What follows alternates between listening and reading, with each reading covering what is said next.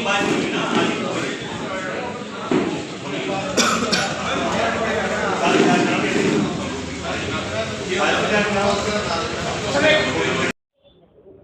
जी, आज जो ये अप्रोच रैली का आयोजन किया गया है, तो वैसे रियल में ही जनता में अप्रोच है इस चीज का, तो सर इसके बारे में आपको क्या विचार है, क्या है? देखिए, जो आपको उत्साह दिखाई देगा अपने आप वो उस चीज़ को कहीं ना कहीं प्रमाणित करेगा कि जनता के अंदर एक आक्रोश है, जो क्योंकि आज हम विपक्ष के अंदर हैं। सत्ता पक्ष की रैली हो तो हम कह सकते हैं, आज सत्ता पक्ष की रैलियों में आपने कुछ दिन पहले जो गठबंधन की पार्टी है जजपा, उनकी रैली आपने देखी अपने गृह क्षेत्र में जिसको कहते हैं, और क्या हालात थे। कहीं आप जाओगे भाजपा की रैलियों के अंदर रिस्पॉन्स आपको दिखाई देगा, किस तरीके से पूरी तरीके से कुर्सियां खाली रहती हैं।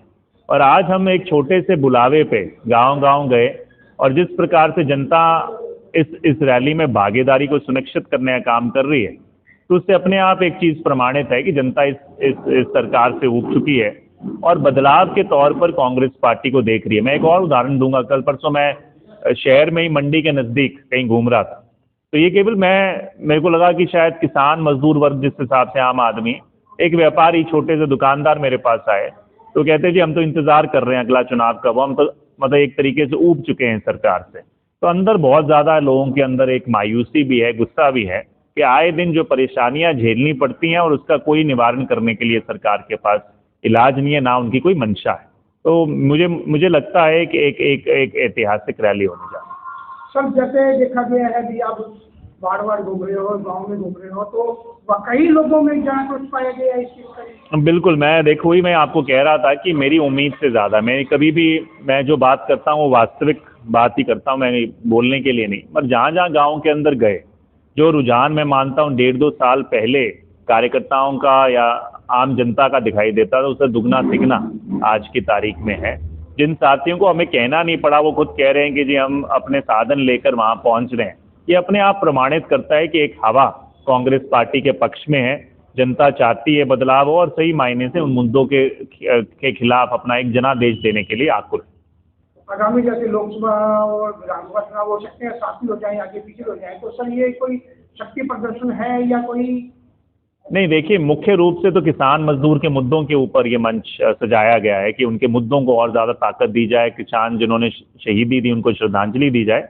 मगर ज़रूर, क्योंकि एक आगामी साल 2024 अब लोकसभा चुनाव हमारे बिल्कुल नज़दीक हैं, विधानसभा होने की भी संभावना जैसे कुछ आप मीडिया कर्मी कह रहे हैं, तो इसके मद्देनज़र कोई भी जो राजनीतिक मंच होगा उसको कहीं ना कहीं चाहे वो शक्ति प्रदर्शन के रूप में देख लिया जाए या फिर राजनीति चुनावों से जोड़कर देख लिया जाए। तो मैं मानता हूँ एक तरीके से अनौपचारिक रूप से चुनाव का बिगुल इस क्षेत्र में बजाने का भी काम ये रैली करेगी, क्योंकि एक ऐतिहासिक रैली होगी। कितने लोगों के पहुंचने की उम्मीद है? देखिए, मैं मानता हूं कि हज़ारों की संख्या में वहां पर लोग होंगे। मैं उन लोगों की तरह नहीं हूं जहां पे 1,500 लोग हों और कहें कि हमने लाखों लोग भीड़ इकट्ठी कर दी। पर ये मैं मानता हूं कि जो पंडाल है, जितना बड़ा पंडाल वहां पर लगाया गया, जितनी कुर्सियां लगाई, बैठने की सुविधा की है, उससे तिगनी चुगनी मैं मानता हूं मात्रा में लोग आपको वहां पर दिखाई देंगे।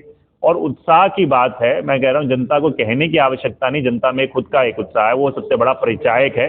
और इस रैली के माध्यम से पूरे जो ज़िला है, 5 हल्के हैं, उसके हर एक गांव तक एक संदेश जाएगा कि आगामी चुनावों में कांग्रेस पार्टी को हमें मजबूत करने की आवश्यकता है। पूरे क्षेत्र में देखा गया कि आपके साथ प्रेम प्यारे सभी का, सभी मिलनसार है, आपका भी श्रद्धांजलि बहुत ही, तो अपने क्षेत्र से कितने लोग जाने वाले? देखिए, मेरी उम्मीद है जितना हमने इस रैली के लिए किया है, कम से कम मैं मानता हूँ दवाली विधानसभा के अंदर से 10,000 लोगों की एक हाजिरी, एक मजबूत हाजिरी, क्योंकि मकसद ये है कि हर एक गांव से और शहर के हर एक वार्ड से हमारे कोई ना कोई साथी वहां पर ज़रूर पहुंचे और जो हुड्डा साहब और कांग्रेस पार्टी संदेश देना चाहती है वो संदेश सुनने का काम करें।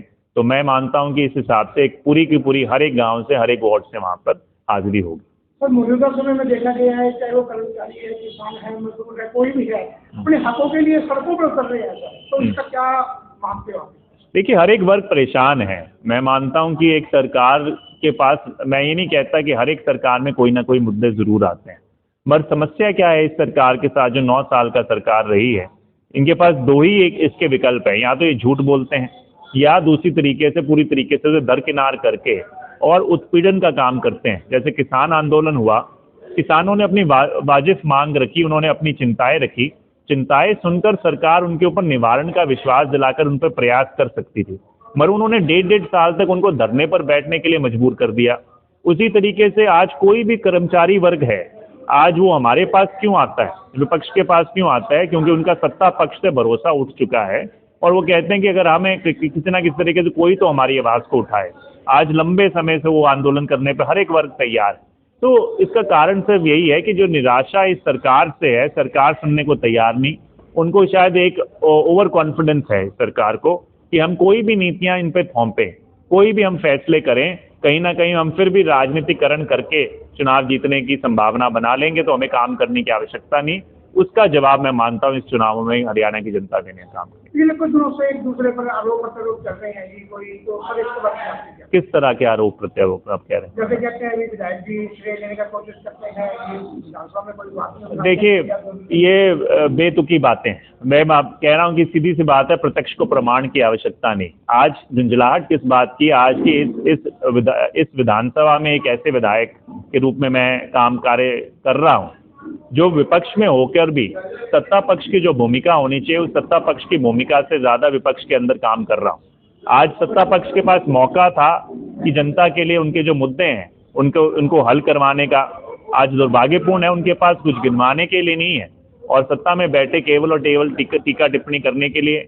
आज जहाँ तक मेरी कार्यशैली है, बिल्कुल पारदर्शी रूप से मैंने जो हर एक प्रयास विधानसभा के अंदर, विधानसभा के बाहर, मुख्यमंत्री जी के समक्ष जो अफसरान हैं उनके समक्ष जो मैंने भी प्रयास किए हैं, उनकी लेखा जोखा आपके सामने हमेशा पहुंचता रहता है और उस प्रयासों का क्या फ़ायदा मिला, क्या लाभ मिला, वो सबके समक्ष है। सबसे बड़ा उदाहरण पुलिस ज़िले का था। अब पुलिस ज़िले के अंदर जिस तरीके से मैंने पैरवी की 3 साल, मैं सिर्फ एक ही उनसे प्रश्न चिन्ह एक ही सवाल करना चाहूँगा इन पार्टियों से, सिर्फ इस पुलिस ज़िले का उदाहरण लेकर कि भाई इससे पहले अमित सिहाग से पहले 5 साल तो भाजपा की सरकार थी। अगर इनके नेता थे, अगर मंशा होती तो उस समय भी पुलिस जिला बनाया जा सकता। उस समय ना डॉक्टर केवी सिंह थे, ना अमित सिहाग था। अगर उसके बाद भी अभी जो सरकार है, उससे पहले भी मुझसे पहले जो 2 विधायक थे, वो दोनों जजपा पार्टी के दिग्गज परिवार से विधायक थे। अगर उनकी मंशा होती 10 साल वो भी विपक्ष में था, अमित सिहाग भी विपक्ष में, तो वो भी काम करवा सकते थे। तो मंशा और नीयत का फर्क है। उसके अलावा आप उनकी झूठी राजनीति का अभी पर्दाफाश हुआ। फिर वो कहते हैं हम जिला बनाने का हमने 4 साल बाद मांग पत्र में सौंपा है, और उन्हीं के नेता जब विधानसभा के अंदर जाते हैं, आज उप मुख्यमंत्री, वहाँ पर ये कहते हैं हमारी कोई मंशा नहीं है, ना हमारा कोई सवाल है कि भाई हम यहाँ पर कोई ज़िला बनाएंगे, क्योंकि हरियाणा में ज़िले की ज़रूरत नहीं है। तो ये राजनीति, मैं मानता हूँ जनता बहुत जागरूक हो चुकी है, सारे दृष्टिकोण को समझती है, और जिन लोगों के पास कोई जनता को देने के लिए कुछ ना हो, वो केवल और केवल इस तरह की जुमलेबाजी या टीका टिप्पणी या झूठ की राजनीति का सहारा लेते हैं। आपको तरफ से विधायक का खिताब मिला था, उस पर भी कुछ सवाल उठाए थे? वो देखिए, जो देने वाले लोग हैं, अगर वही अपने अवार्ड पे सवाल उठाएंगे तो उनसे पूछने की आवश्यकता है। मैंने तो सिर्फ एक ही जवाब दिया था इस चीज़ का। मेरे लिए सबसे बड़ा जो मैं मानता हूँ पुरस्कार है, वो 2019 में जिस हिसाब से जनता ने मुझे अपना सम्मान दिया, आशीर्वाद दिया, और मैं निरंतर जितना प्रयास शायद कोई विधायक करता उससे दुगनी कोशिश करता रहता हूँ हमेशा। मेरे लिए एक ही मंशा है कि इस दिवाली और हमारी जो जनता है, इसको सबसे बेहतरीन क्षेत्र के अंदर इसको शुमार किया जाए, उसके लिए मैं प्रयासरत हूँ, और उसी के लिए मैं अपना पूरी तरीके से समर्पण भाव से।